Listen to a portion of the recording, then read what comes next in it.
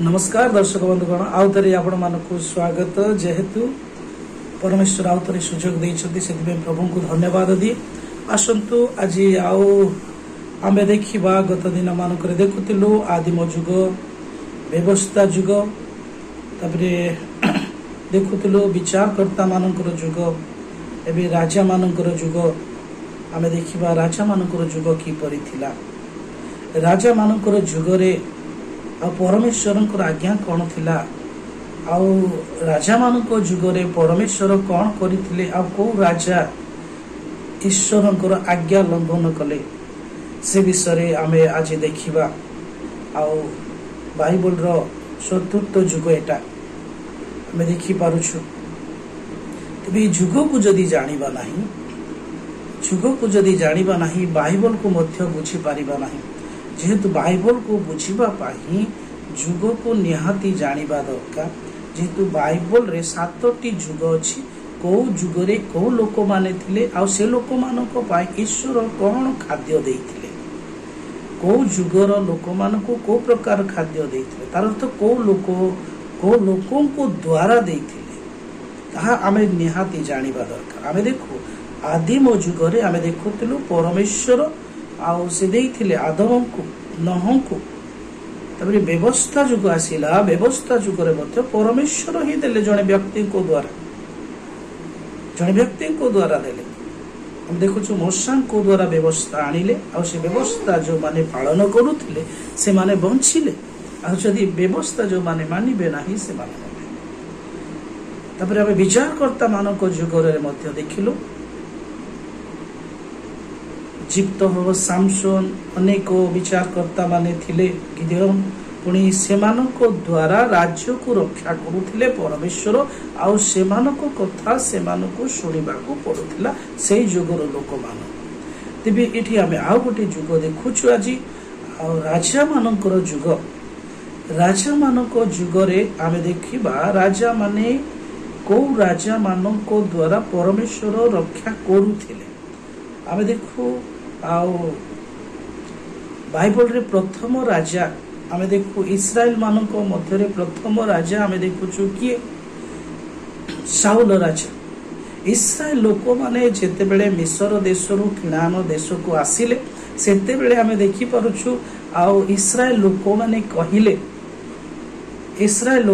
कहिले काहा को कहिले जने भविष्यत वक्ता को किए शामुएल को कहिले नाई नाई आम मान को गोटे राजा दरकार आम मान को जड़े शासन करने गोटे जड़े राजा दरकार आम मान को परिचालना करने आम मान को ऊपर शासन करने गोटे राजा दरकार बोली से माने दाबी कले से माने बुझी पारु नथिले से मानकर राजा जे आ सृष्टिकर्ता परमेश्वर निजे से मानकर राजा थिले आ से माने बुझी पारु नथिले आ शारीरिक भाव रे दृश्य भाव रे से माने मागुथिले आम मान को गोटे राजा दरकार आम मान को गोटे राजा दरकार से माने दाबी कले कागरे दाबी कले भविष्यत वक्ता सामुएल को सामने जेते बेले दाबी कले सामुएल कोन कले परमेश्वर को ठारे क्रंदन कले प्रार्थना कले हे प्रभु देखो ए माने कोन कहउछन तमे कि से मानकर राजा नुह किंतु से माने मागुछंती गोटे राजा कोन करिबो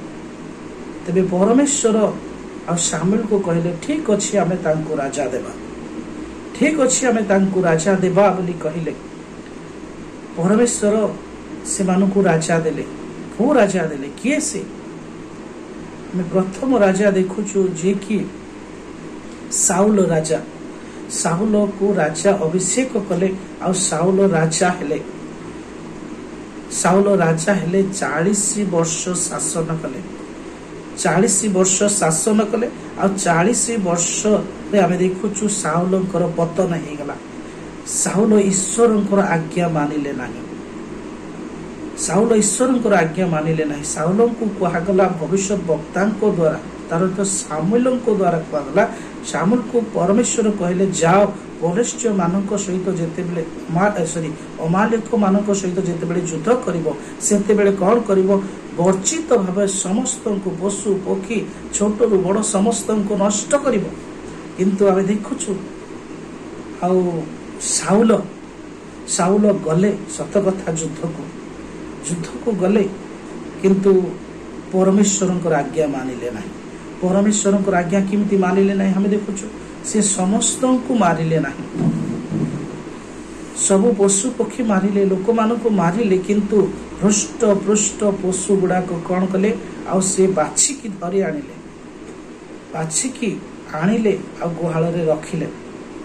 आ जिते बेले परमेश्वर कहउछंती सामुएल को परमेश्वर सामुएल को आउ थरे कहिले तेबे परमेश्वर सामुएल आ साउल को निकट को जेते बेले जाउछंती आ साउल कहउछंती परमेश्वर सामुएल को आमे समस्त आज्ञा पालन करियछु समस्त आज्ञा पालन करियछु बोली किंतु आमे देखो सामुएल कहउछंती साउल को तेबे ए मेसरब कोठिरु आसुछि ए मेसरब कोठिरु आसुछि ए हृष्ट पृष्ठ पशु रो क्रंदन कोठिरु आसुछि शब्द शुणी पारुछि बोली किए कहउछ सामुएल। आमे देखो साउल राजा सामुएल को कहिले नाई आमे सब मारिदेलु सत कथा सब वर्जित भाव विनाश कलु किंतु हृष्ट पृष्ठ पशु से सब आनीचु सदाप्रभुंकर बलिदान करने निमंते किंतु सामुएल रागी गले दुख कले कहिले सदाप्रभुंकर आज्ञा पालन करिबा ठारू कौन बलिदान बड़ कि सदाप्रभुंकर आज्ञा पालन करिबा अपेक्षा बलिदान बड़ कि तबे ताहा काहे कि करू तबे बहुत बड़ भूल करियछ सदाप्रभुंकर आज्ञा पालन कल नाही। तबे सामुएल कहिले आजी तुम ठारू तब राज्य छीरी नहीं क्या देवा तुमर पड़ोस किए दाऊद को देले दाऊद को देला पर आमे देखुछु दाऊद 40 वर्ष शासन कले। दाऊद समय बहुत बढ़िया राज्य चलला बहुत सुंदर चलला। तापर आमे देखुछु आ लोक माने सैनिक मते घोषणा करूछंती आ साउल बोध कले सहस्र सहस्र दाऊद बोध कले ओइत ओइत।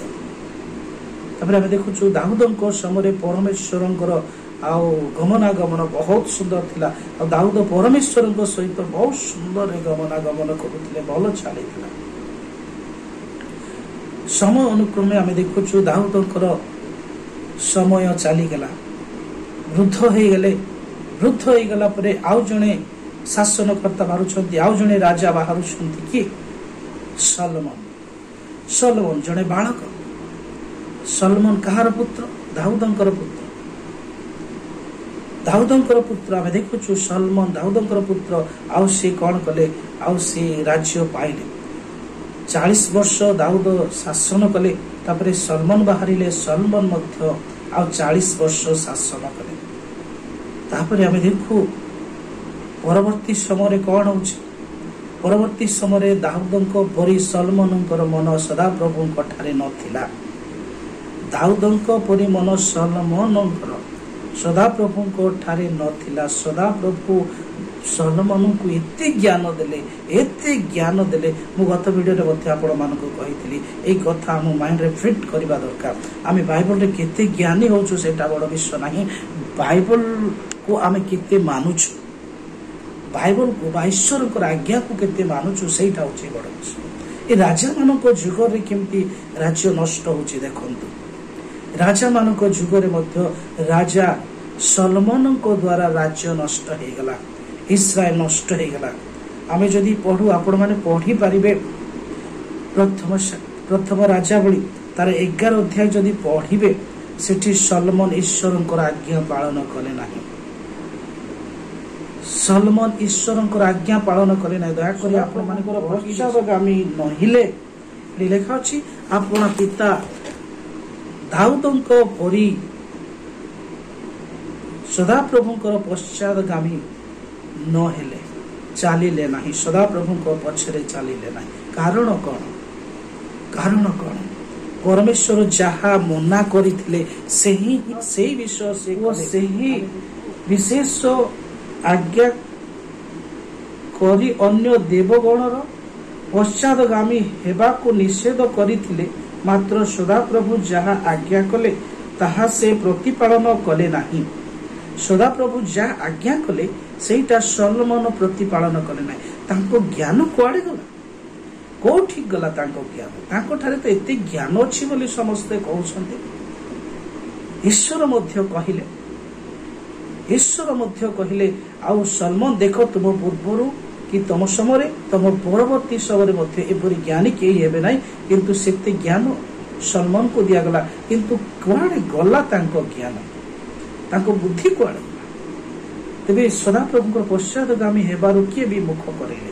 ଆସନ୍ତୁ ଆମେ ଆଉ ଥରେ ଦେଖୁଛୁ ସେଠି, ଯେହେତୁ ସଦାପ୍ରଭୁ ସଲମନକୁ କହିଲେ ତୁମ୍ଭ ଦ୍ୱାରା ଏହିପରି ହେବାରୁ ଓ ଆମ୍ଭେ ତୁମ୍ଭକୁ ଆପଣାର ଯେଉଁ ନିୟମ ଓ ବିଧି ଆଜ୍ଞା କଲୁ ତାହା ତୁମ୍ଭେ ପାଳନ ନ କରିବାରୁ ଆମ୍ଭେ ନିଶ୍ଚୟ ତୁମ୍ଭଠାରୁ ରାଜ୍ୟ ଚିରି ନେଇ ତୁମ୍ଭ ଦାସକୁ ଦେବା।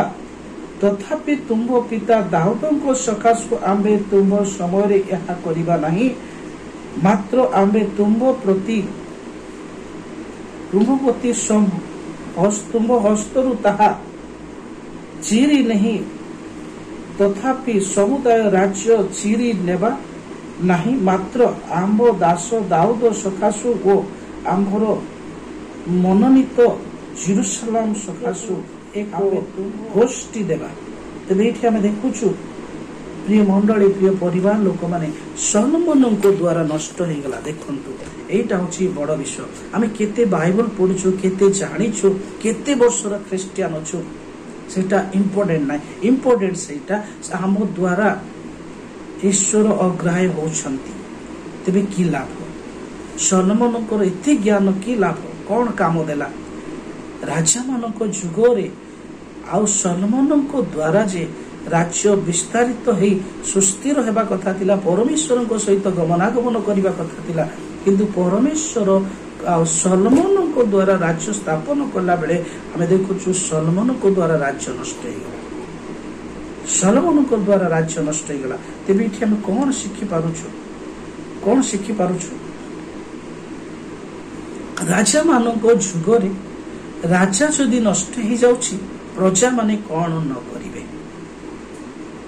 ମଣ୍ଡଳୀ ଯୁଗରେ ପାଷ୍ଟର ଯଦି ନଷ୍ଟ ହେଇଯାଉଛି, ତବେ ବିଶ୍ୱାସୀ ମାନେ କଣ ନ କରିବେ? ଦେଖନ୍ତୁ, ଟିକେ ଚିନ୍ତା କରିକି ଦେଖନ୍ତୁ। ମଣ୍ଡଳୀ ଯୁଗରେ ଆମେ ଅଛୁ। ମଣ୍ଡଳୀ ଯୁଗରେ ଯେତେବେଳେ ଅଛି, ଦ୍ୱିତୀୟ ଆଗମନର ପ୍ରଭୁ ଯୀଶୁଙ୍କର ଅପେକ୍ଷାରେ ଅଛୁ। এই ଯୁଗରେ ଯଦି ଶାସନକର୍ତ୍ତାର ଅର୍ଥ ଯୋଉ ଲିଡର ମାନେ ପାଷ୍ଟର ମାନେ ଯେତେବେଳେ ଈଶ୍ୱରଙ୍କର ଆଜ୍ଞା ପାଳନ କରିବେ ନାହିଁ, ଈଶ୍ୱରଙ୍କର ଆଜ୍ଞା ବାହାରେ ଯିବେ, ତେବେ ସାଧାରଣ ବିଶ୍ୱାସୀ କଣ କରିବ? ଏହା ହଉଛି କ୍ୱେଶ୍ଚନ। এইটা হচ্ছে ଜାଣିବା ଦରକାର। ସାଧାରଣ ବିଶ୍ୱାସୀ କଣ କରିବ?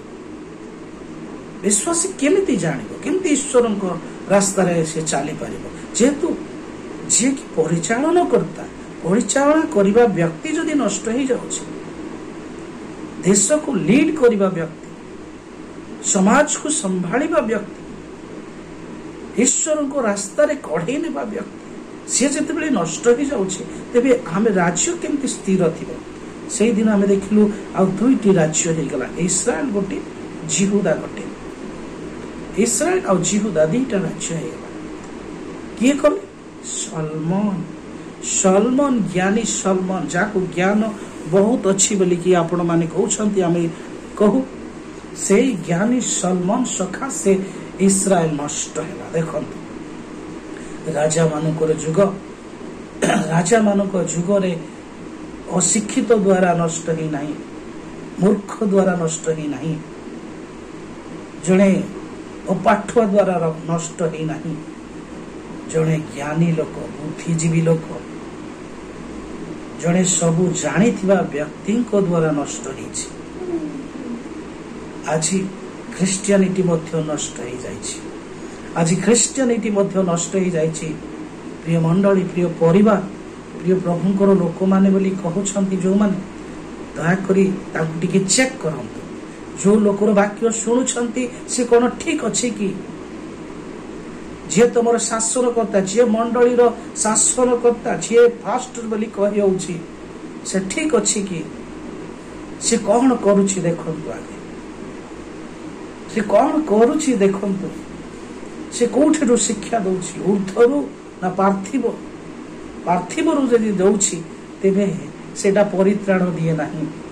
ଯଦି ଉର୍ଦ୍ଧ୍ୱରୁ ଦଉଛି, ଉର୍ଦ୍ଧ୍ୱର କଥା କହୁଛି, ସେଟା ପରିତ୍ରାଣ।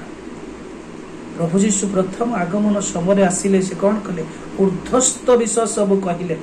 ଉର୍ଦ୍ଧ୍ୱରେ କଣ ଅଛି, କେମିତି ଯିବାକୁ ପଡିବ, ସେଠି କେମିତି ରହିବାକୁ ପଡିବ, ସେ ସବୁ ବିଷୟ କହିଲେ। ଦେଖୁଛୁ ଏଇ ଚତୁର୍ଥ ଯୁଗ ରାଜା ମାନଙ୍କ ଯୁଗରେ ମଧ୍ୟ ଏହିପରି ନଷ୍ଟ ହେଇଗଲା। ପୁରା ଇସ୍ରାଏଲ ନଷ୍ଟ ହେଇଗଲା। ତାପରେ ଆମେ ଦେଖୁଛୁ ବାବିଲୋନର ଲୋକମାନେ ଆସି ନେଇଗଲେ ଇସ୍ରାଏଲକୁ। ଏପରି ବନ୍ଦୀ ହେଇକି ଯିବାକୁ ପଡିଲା। ପରମେଶ୍ୱର ସମର୍ପଣ କରିଦେଲେ। ପରମେଶ୍ୱର ଇସ୍ରାଏଲକୁ ଛାଡ଼ିଦେଲେ, ଯାଅ ନେଇଯାଅ। କାରଣ ଈଶ୍ୱରଙ୍କ ବିରୁଦ୍ଧରେ ଯିଏ କାର୍ଯ୍ୟ କରେ ତାକୁ କଣ ଛାଡ଼ିବେ? ପରମେଶ୍ୱର ସମର୍ପଣ କରିଦିଅନ୍ତି। ଆଜି ଆମେ କଣ ଈଶ୍ୱରଙ୍କ ବିରୁଦ୍ଧରେ କାମ କରୁଛୁ କି? ଦ୍ୱିତୀୟ ଆଗମନ ସମୟରେ ଆମେ କେମିତି ଜାଣିବା? ପ୍ରିୟ ମଣ୍ଡଳୀ, ପ୍ରିୟ ପରିବାର, ପ୍ରିୟ ଲୋକମାନେ, ପ୍ରଭୁଙ୍କର ରାସ୍ତାରେ ଚାଲିବା ପାଇଁ ଆଜି ଅନେକ ପରିଶ୍ରମ କରୁଛନ୍ତି, ଅନେକ ଜବ୍ ଛାଡ଼ିଛନ୍ତି, ଅନେକ କାମ ଛାଡ଼ିଛନ୍ତି, ଅନେକ ସମୟ ବ୍ୟୟ କରି ପ୍ରଭୁଙ୍କୁ ସମୟ ଦେଉଛୁ ବୋଲି ଭାବୁଛନ୍ତି। କଣ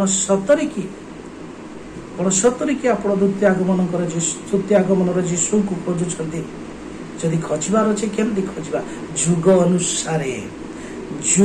ଅନୁସାରେ ଖୋଜିବାକୁ ପଡିବ।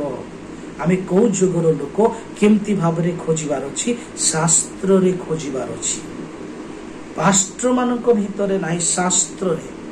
ଶାସ୍ତ୍ର କଣ କହୁଛି? ଶାସ୍ତ୍ର ହଉଛି ଆମ୍ଭମାନଙ୍କର ମାପକାଠି। ଶାସ୍ତ୍ର ହଉଛି ଜଣେ ବ୍ୟକ୍ତିଙ୍କର ମାପକାଠି। ଜଣେ ପାଷ୍ଟର ବିଶ୍ୱାସୀର ମାପକାଠି ନାହିଁ। ଜଣେ ପାଷ୍ଟର ମଣ୍ଡଳୀର ମାପକାଠି ନାହିଁ। ଜଣେ ପାଷ୍ଟର ମଣ୍ଡଳୀର ବିଚାରକର୍ତ୍ତା ନୁହଁ। ଈଶ୍ୱରଙ୍କର ବାକ୍ୟ ଆମେ ଦେଖୁ, ଲେଖା ଅଛି ଯୋହନ ପୁସ୍ତକ 12 ତାର 48 ପଦରେ ଲେଖା ଅଛି, ଯୋଉ ସବୁ ବାକ୍ୟ ମୁଁ କହିଅଛି ବୋଇଲେ ଯୀଶୁ, ଶେଷ ଦିନରେ ସେ ବିଚାର କରିବ। କିଏ? ବାକ୍ୟ କିଏ? ଯୀଶୁ। ଶେଷ ଦିନରେ ବିଚାର କରିବ।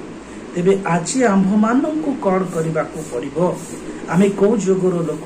ସେଇ ଦିନ ରାଜା ମାନେ ବାହାରିଲେ ଯାହାକୁ ଜ୍ଞାନ ଅଛି ବୋଲିକି କହୁଛନ୍ତି, ଯାହାକୁ ବିଶିଷ୍ଟ ଜ୍ଞାନୀ ବୋଲି କହିଲେ, ତାଙ୍କ ଦ୍ୱାରା ହିଁ ରାଜ୍ୟ ନଷ୍ଟ ହେଲା, ତାଙ୍କ ଦ୍ୱାରା ପରିବାର ନଷ୍ଟ ହେଲା। ଆପଣମାନେ ଯଦି ଜ୍ଞାନୀ ପାଷ୍ଟର ବୋଲି କହିଉଛନ୍ତି, ଆପଣମାନଙ୍କ ଦ୍ୱାରା ଆପଣଙ୍କର ପରିବାର ନଷ୍ଟ ହଉଛି, ଆପଣଙ୍କର ମଣ୍ଡଳୀ ନଷ୍ଟ ହଉଛି, ଆପଣଙ୍କର ଲୋକମାନେ ନଷ୍ଟ ହଉଛନ୍ତି। ଆପଣଙ୍କ ଦେଇ ଶୈତାନ କାର୍ଯ୍ୟ କରୁଛି। ଆପଣଙ୍କ ଦେଇ ଯେତେ ଲୋକ ବାକ୍ୟ ଶୁଣୁଛନ୍ତି, ପ୍ରିୟ ପାଷ୍ଟର ମାନଙ୍କୁ ମୁଁ କହୁଛି, ଯେତେ ଲୋକ ବାକ୍ୟ ଶୁଣୁଛନ୍ତି ସମସ୍ତଙ୍କୁ ତମେ ନଷ୍ଟ କରୁଛ। କାରଣ ତମେ ବି ଜାଣିନ। ସେଇଦିନ ଆମେ ଦେଖୁଛୁ